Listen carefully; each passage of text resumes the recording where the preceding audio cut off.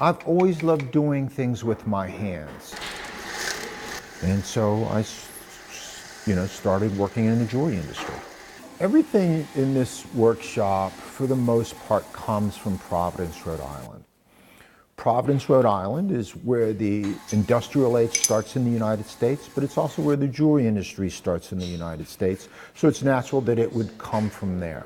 I was already working in the jewelry industry when I discovered Providence. And when I discovered Providence, it was very much in the process of scrapping the last remnants of this early industrial age jewelry making. These are pieces of gold. I'm going to stamp a couple of heads.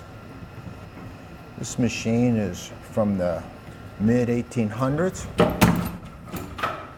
And so one of the things that I find interesting about this technology is the durability issue.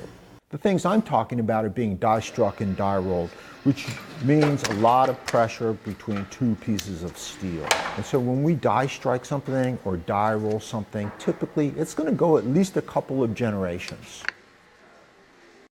This jewelry was not ever meant to just be a pretty design.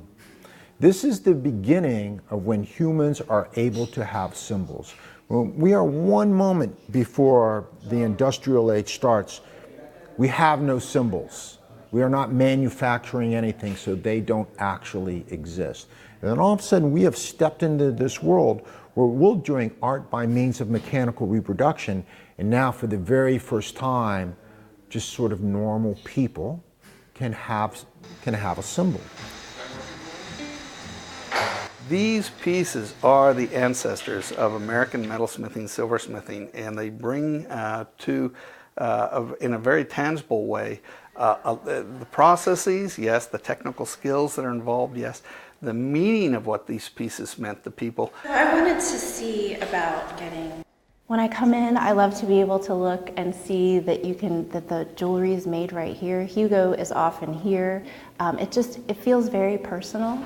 And the pieces, like I say, they're unique and beautiful, but they have they have a timelessness about them that just feels really good, and it feels like they kind of tell a story.